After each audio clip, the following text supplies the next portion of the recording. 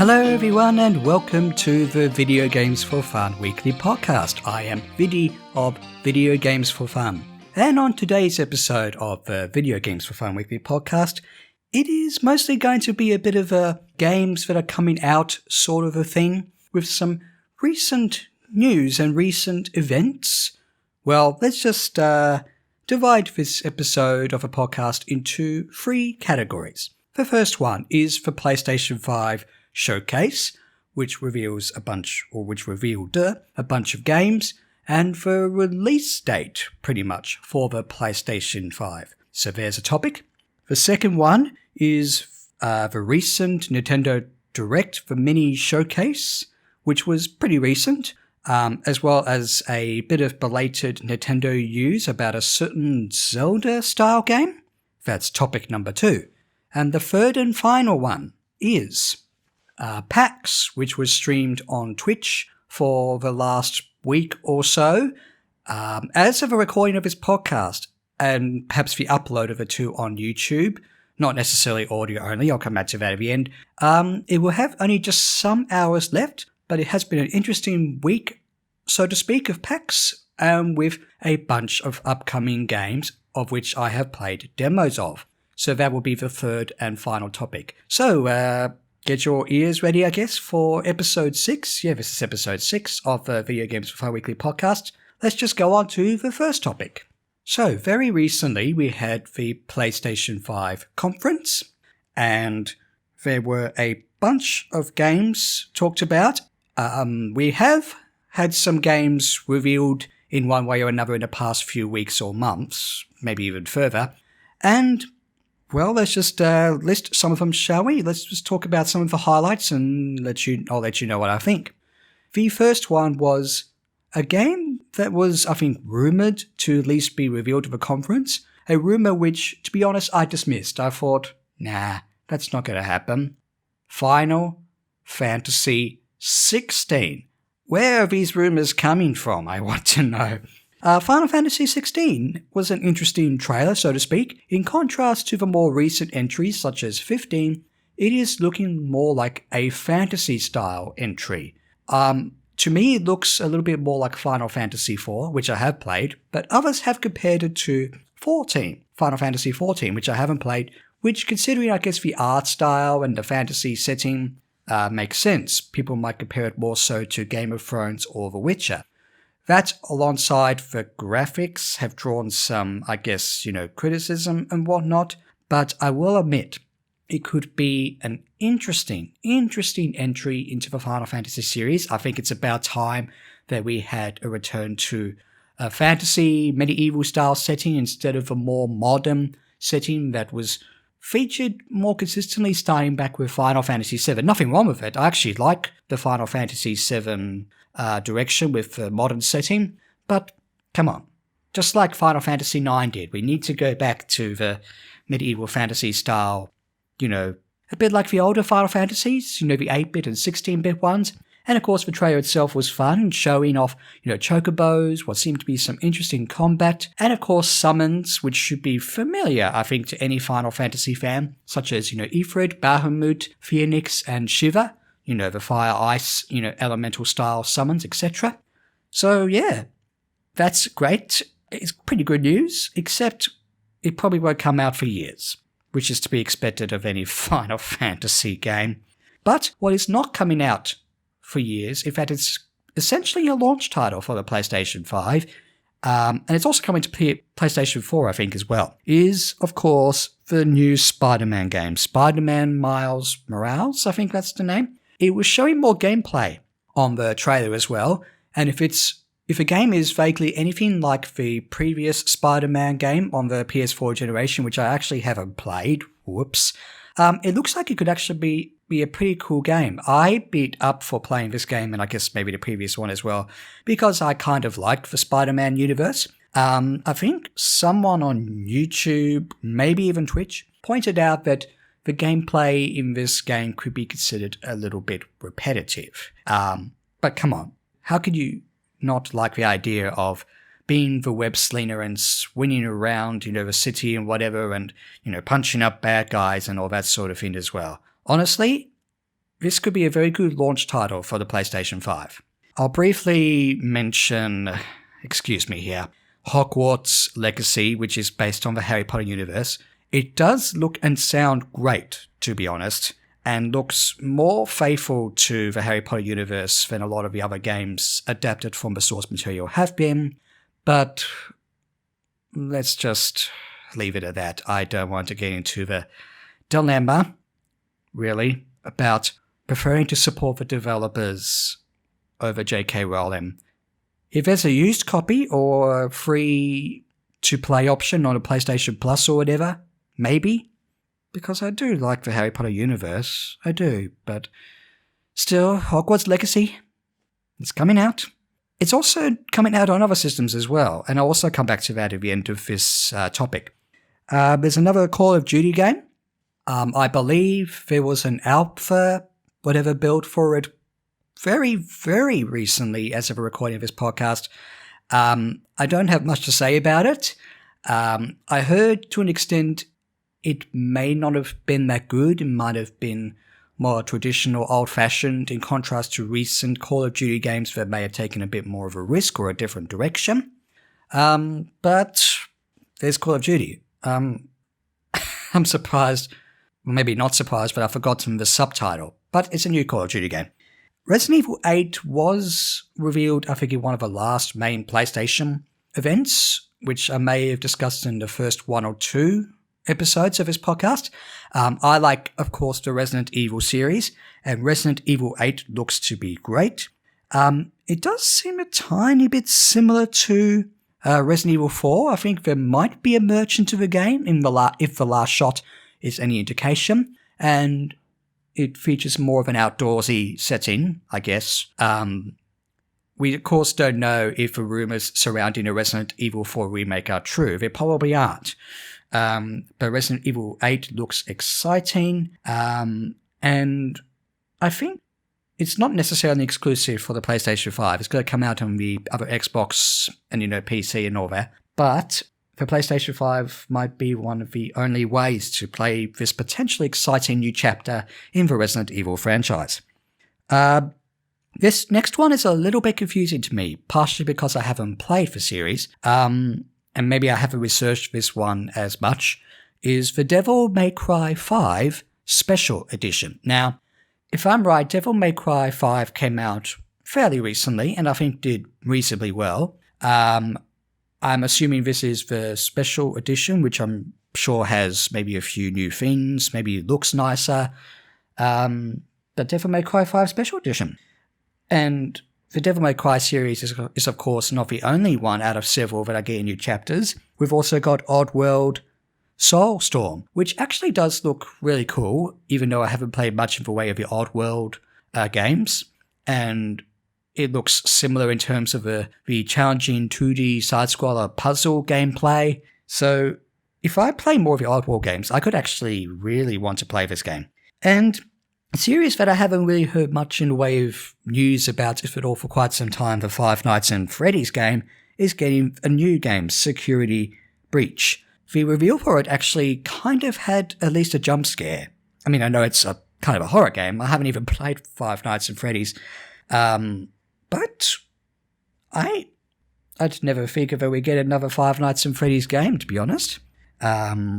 So it's there on the PlayStation 5. Now, here's one of the more interesting ones. I think this was also revealed in the last event, again in the earlier podcast, was Demon's Souls. Demon's Souls Remastered, I think it is. But anyway, we'll just call it Demon's Souls. And most excitingly, it is going to be a launch title for the PlayStation 5. So that is one launch title that will keep quite a few people busy. And considering that Dark Souls got remastered, I think going back to the Nintendo Switch and other platforms close to that time, the fact that what is essentially the precursor to, or the beginning of the Souls series is, coming to the PlayStation 5 generation, maybe just a PlayStation 5, not sure about that, is great. I've only played a little bit of the Souls series, partially because of how challenging they are, but I actually might be interested in playing Demon's Souls, or this version of Demon's Souls,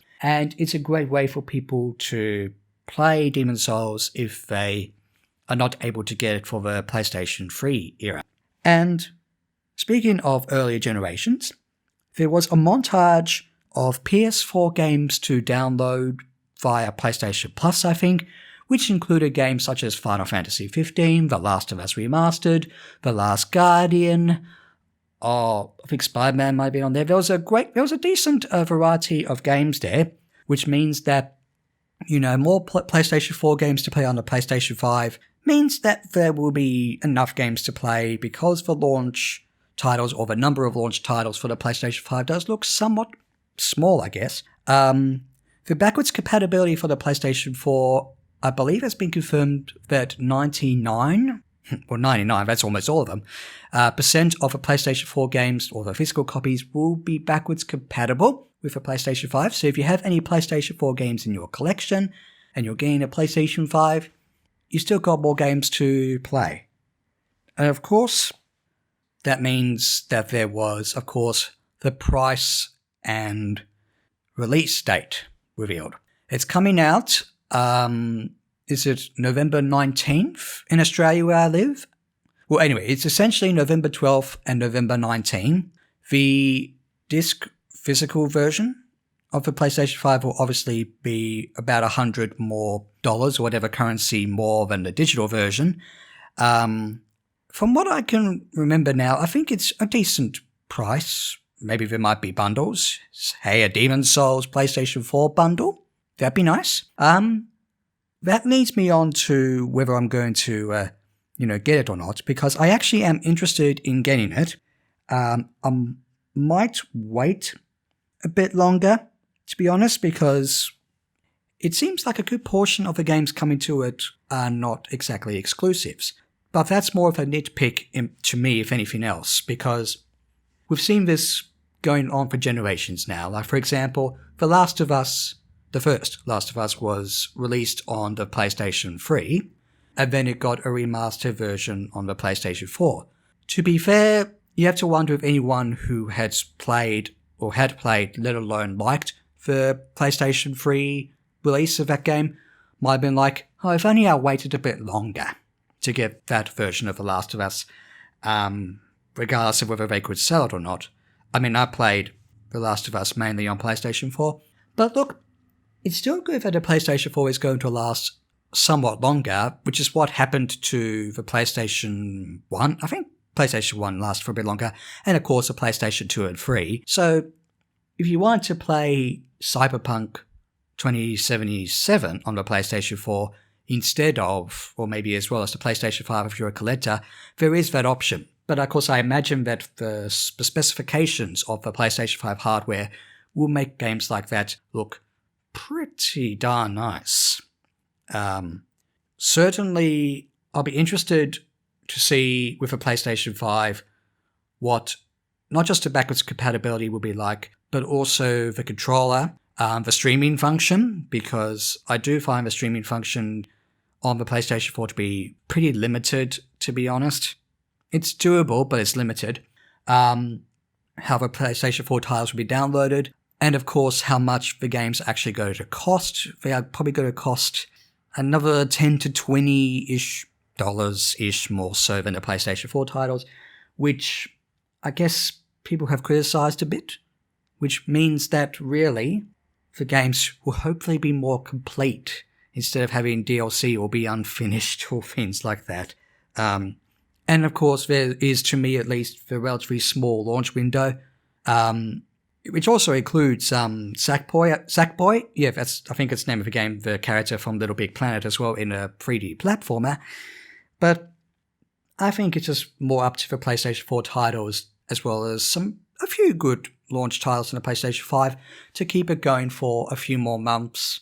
And it's better also just to, wait to see what the games will be like, including, of course, the most exciting part. Surely it was the most exciting part, which was a teaser logo for God of War Ragnarok, the next God of War game. I've not played the PS4 release of God of War. Well, maybe not release, but the PS4 game. You know what I mean. Which I thought is really good, and new God of War, like that teaser logo had everyone so excited, similar to how Metroid Prime 4 did. But when is it coming out? How much do we really know about this next God of War game? We don't know. And where's Metroid Prime 4? Well, speaking of Metroid Prime 4, that'll be the next topic, but just quickly before I end this topic, I just want to say now, let me know what you thought of the PlayStation 5 conference. That was pretty recent. Yeah, pretty recent in mid-September. About the release date, the pricing, what games are coming out of the PlayStation 5. Will you be getting the PlayStation 5, or will you be waiting for it, or will you just be sticking with the PlayStation 4 or other PlayStation systems perhaps, or the other systems, including the Nintendo Switch? Yeah, let me know.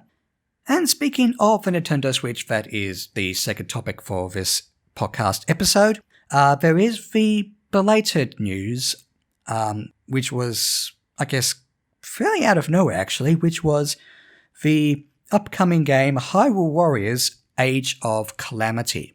I've actually not played Hyrule Warriors. In fact, I've not played any of the Warriors-like games. And yes, it's not just, Zelda. There was a Fire Emblem one and, all the Warriors games, which essentially consist of, I guess, the hack and slash sort of star gameplay.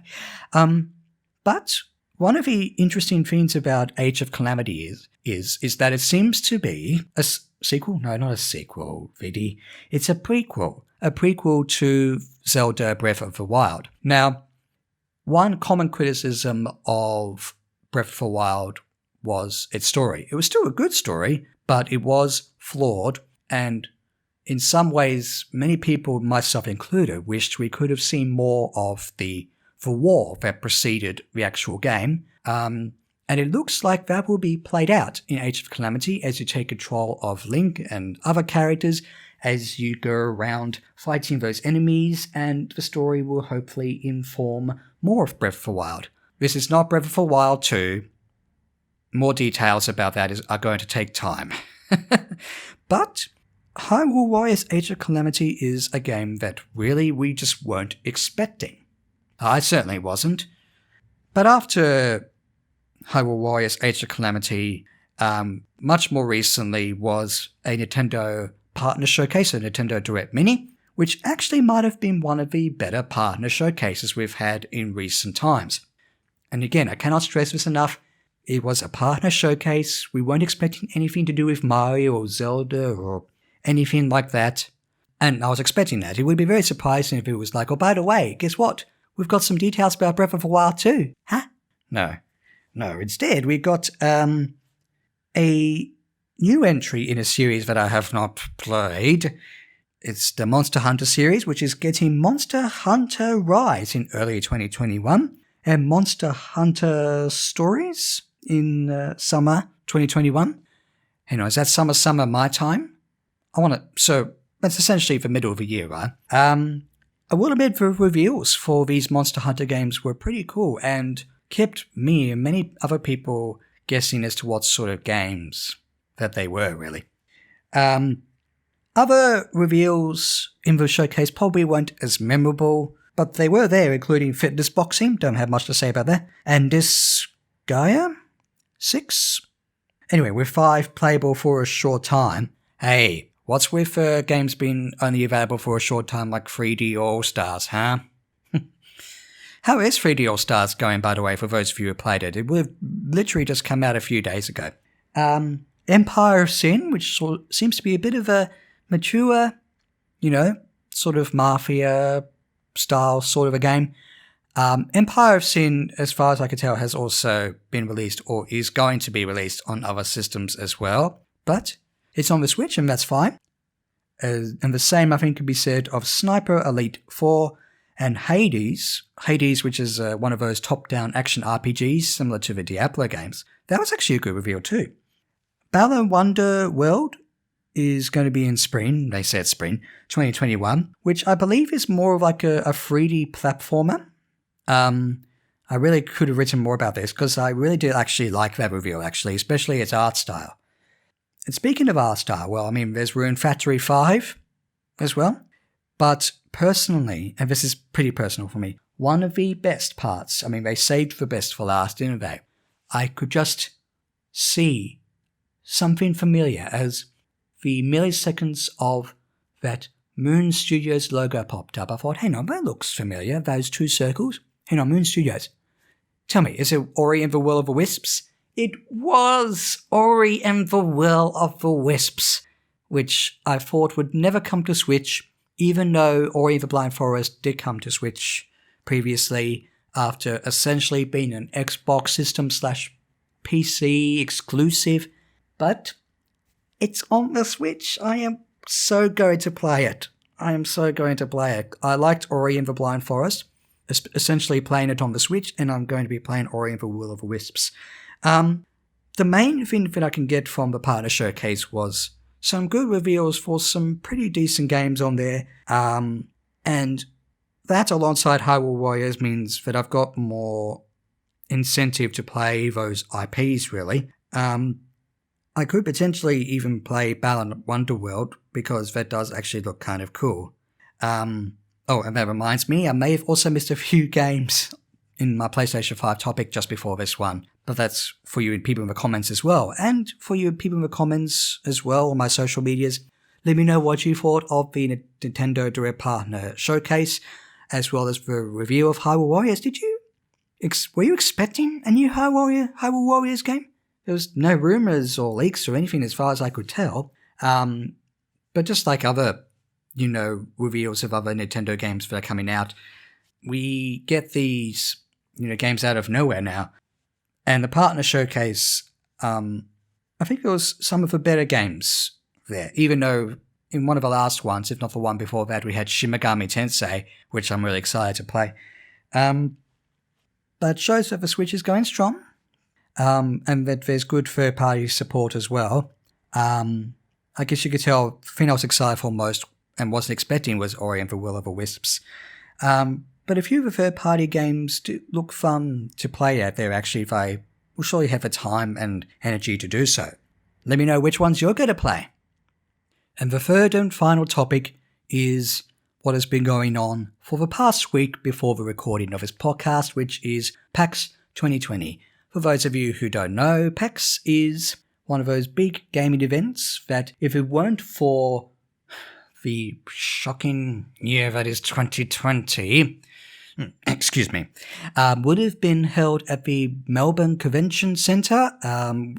Me and my friends, we would have gone to that convention centre and played the latest upcoming games, and I would have done a vlog about it for those of you who didn't get to go or you live somewhere else in the world.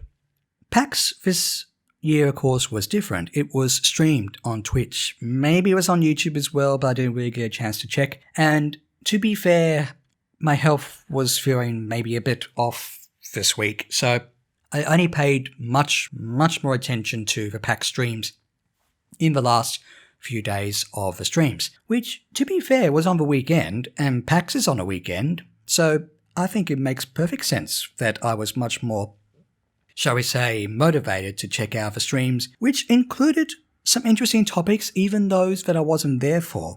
So for example, I did manage to get a few minutes or so of a discussion about video game soundtracks, and hey, I like video game music, I wish I could have seen that, and also about if games can actually help you get into space. Well, a bit of a real-life application there. There is a new game coming out called Mars Horizon, I think that's the name, and it is meant to be a space agency management game. A little bit like you had roller coaster management games, pizza tycoon management games, football management, championship manager, all those styles of games. And it really seemed to be highlighted how Mars Horizon, at the least, could not only just be a fun game to play, but give you an interest into, the sciences of space travel. There might be even some science and maths involved, hopefully not too complicated, because the science and maths obviously involved in real-life space travel is far more complicated than something I would be accustomed to. And even other games in that discussion were mentioned, like, Bomberman, for instance.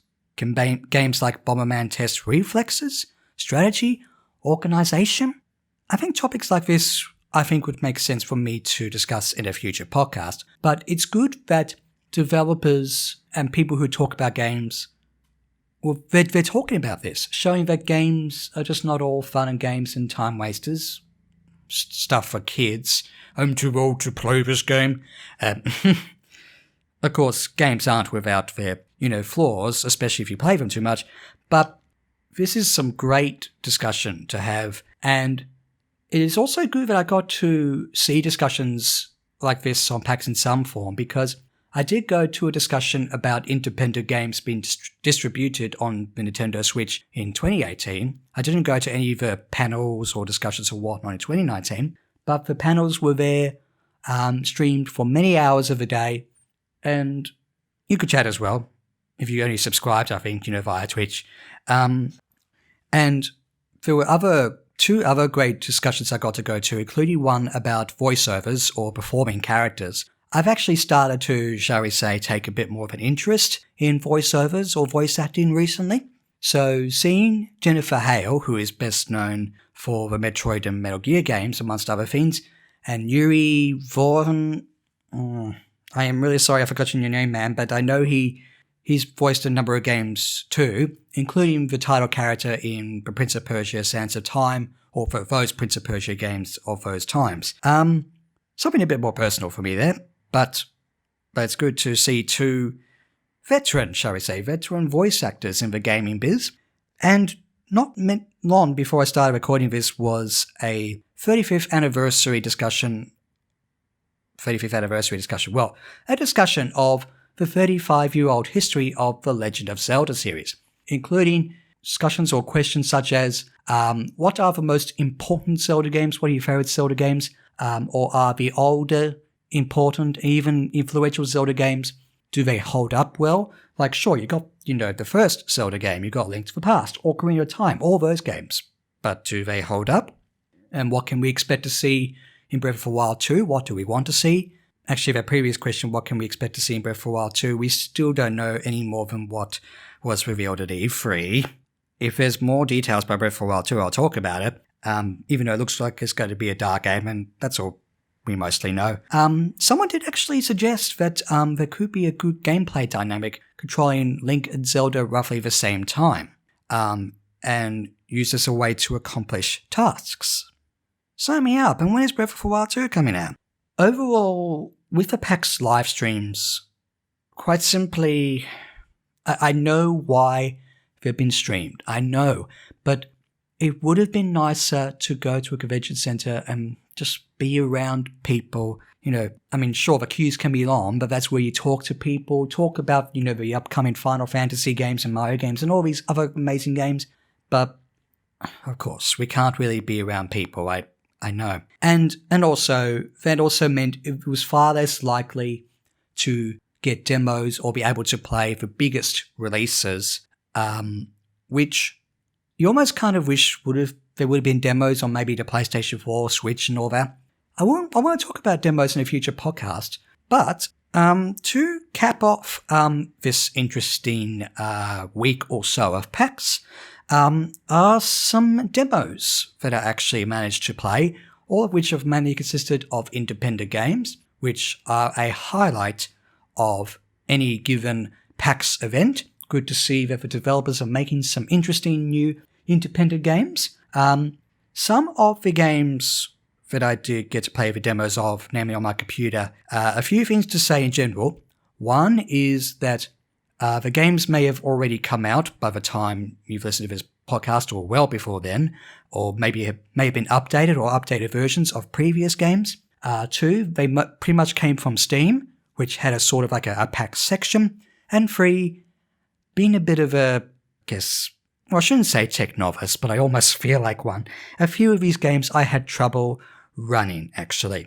I'll mention the games that I had trouble running, actually, at first, before going on to the more interesting games that I was able to run.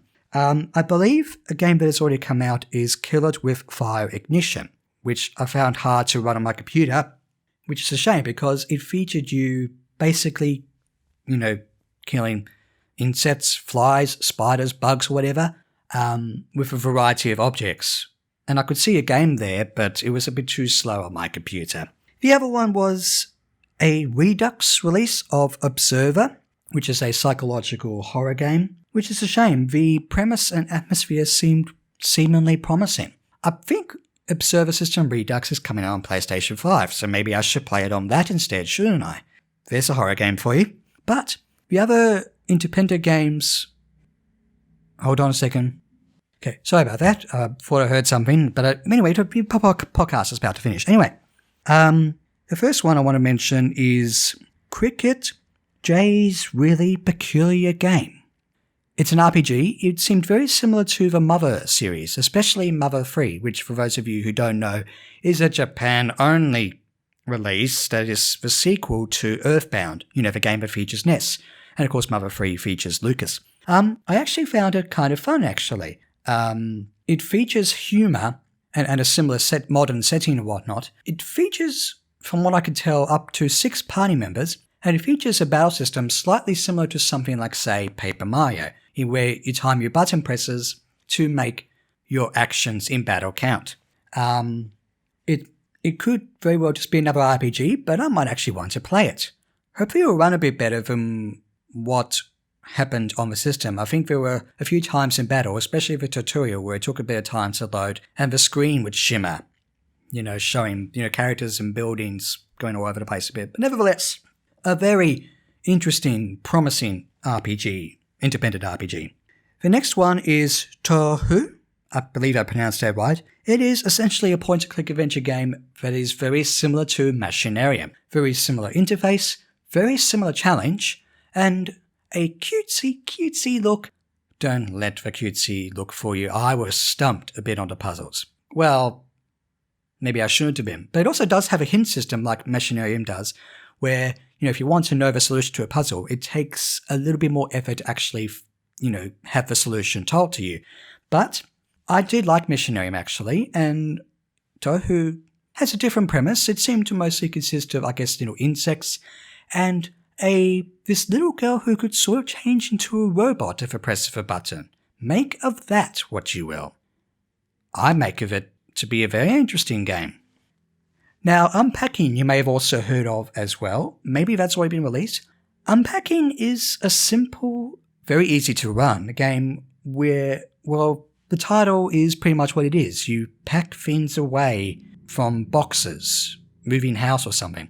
I honestly don't know what to make of this game. It's not that I didn't like it. I actually found it fairly calming, soothing, relaxing. As, the game gives you time, or at least of a demo from what I can tell, to put things away in the right spots. So obviously, you'll put things, kitchen appliances in the kitchen. But what exactly is the purpose of a game? Is it just meant to be a simple, you put things away game? Only time will tell, apart from it being a very soothing, relaxing game. Maybe a bit quirky too. The next one is Projection First Light, which is a side-scroller that's very similar to Limbo. Sort of a black and white aesthetic. I have little to no idea what the story seemed to be, but you used the mouse pointer to move light around to make shadows appear, and shadows could be anything ranging from platforms to mechanisms to switches. And with that in mind, somewhat similar to Limbo, it was an interesting but sometimes frustrating game. I guess the science behind how light works, how light is projected or how shadows projected, seem to be replicated very well in this game.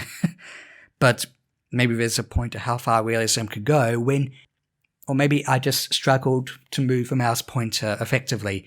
But I actually found it a very interesting experience. I wish I could figure out more of what the game was, really. It has an interesting art style that is, it seemed to take place across a few countries. So, one was India, another was England, and that sort of thing. But despite those differences, the art style seemed to be fairly consistent. I wasn't exactly sure if I could tell, that is England, or, that sort of thing. But for those of you who liked Limbo, and I did, it was a bit of a frustrating game at times, but I liked Limbo, there's Projection First Light for you. The next one has got me interested in the World of Darkness universe, or universes, such as Vampire the Masquerade and Werewolf the Apocalypse. There is a visual novel coming out called Werewolf the Apocalypse, Heart of the Forest. Now, to the best of my memory, I've actually never played a visual novel, so I kind of wasn't expecting this to be a visual novel. I expected there to be customizable stats, and of course, for it to be about werewolves. In this visual novel, you take control of a character named Maya, I hope I pronounced that right, who goes to an ancient forest in Poland to find out more about her family's past, or her past, her relatives, and with it being a werewolf game where you can obviously get a good sense of what's going to happen. It's not to be confused with the upcoming game in February 2021, Vampire the Apocalypse Earthblood, which is an action RPG, but they both do take place in the same universe, I think. And the choices that you make in this visual novel will seem to make quite a difference as to what, characters will follow you or not follow you, or what happens to you in the general story, with some very immersive sound work, like the natural landscapes and the music, especially when listened to through headphones, really immersed me, and the visual style is simple yet effective. I was a bit bemused at first as to what sort of game this was, having to play a visual novel, like why am I essentially reading a book and making choices? But this could actually be my first. It's coming out in the fourth quarter of 2020, maybe in October, please. And the last one I will admit is probably the strangest independent game that I may have ever seen in my life. It's called Genesis Noir. It's a bit of a love story that takes place before, during, and after the Big Bang, and it's sort of like a noir story, albeit with a very unique visual style and a heavy emphasis on jazzy music. And you press... I don't even know what you actually have to do in the game. Like, a good portion of the time, you just clicked mostly randomly on a screen to make a very compelling jazzy score, but what can I say, I like jazz. A jazzy score not just only be heard on screen, but also, musical notes or blocks or whatever to make things happen, make things move. It's supposed to, I think, be a point-and-click adventure game where there's a mystery, there's a love story or something, but I don't know. I honestly don't know I don't know how to describe the gameplay. I mean, this strange premise sounds intriguing, and I do like the film noir sort of style stories, and I like jazz. But the whole time I was going, what am I doing? I'm not sure where it's coming out, but there's actually some interest in Genesis Noir, and I actually hope it does well. These independent games, are suitably unique, even though I have made comparisons to other games, such as Limbo, for example. But again, PAX is a great avenue to be showing off these independent games. Again, we had developers in Melbourne, Australia. They showed off Untitled Goose Game, and that came out on the Switch not long ago, and it was a great game, to me at least. And these games could be set to look really interesting. Hold on a second. Okay, sorry about that. Overall, PAX was, shall we say, an interesting event. And again, I've already lamented how it could have been more of a physical event. But because of how 2020 has been, if that's not the case, I do wish that maybe to some extent there could have been much more discussion or reviews of AAA games. I guess AAA games have really been effective this year, and as such they couldn't really be shown off. I know AAA games such as, say Zelda were discussed, or at least some of the behind-the-scenes aspects of it, or even other conferences that I missed, such as Animal Crossing, how it's impacted the gaming industry and mental health and things like that, which of course makes sense for the latest one. But maybe, is there some way to play demos of AAA games, maybe for a limited time? Although, limited time games were for Super Mario 3D All-Stars. But limited time, that also means that right now, I actually have to call an end to this podcast. And in this outro, I'll also ask the questions I was going to ask about the PAX stream. Did you happen to, were you there on Twitch? Did you see any of the PAX streams? Have you played any demos of games lately, whether they were related to PAX or not? What do you think of the games that I talked about whether they were independent or they were the, Zelda, Nintendo Direct games, the PlayStation 5 games.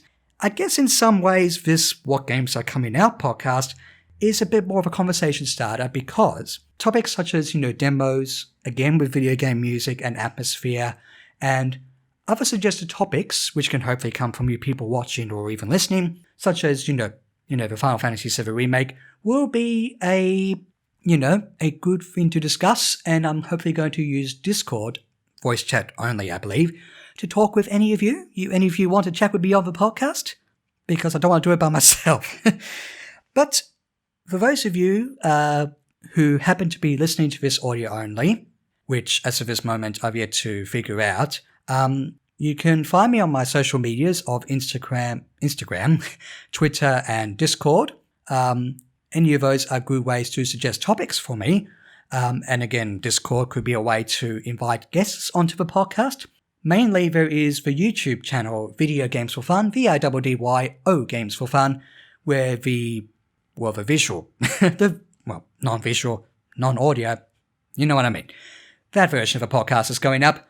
My secondary channel, Viddy Plays, is also posting seemingly consistently again with Ancient Mythology multiplayer, Animal Crossing, and as for this moment, Earthbound and Resident Evil 4. Well, that should come out soon. So, again, let me know of what you've thought of these 3 hopefully interesting topics, and there should be some really, really interesting topics to really elaborate on in next week's podcast. So, have a good day or night or whatever it is. I am Viddy of Video Games for Fun, and I hope you all are well and are enjoying your games, including Super Mario 3D All-Stars, before it gets taken off the shelves. Physical and digital. That's the end. Bye-bye.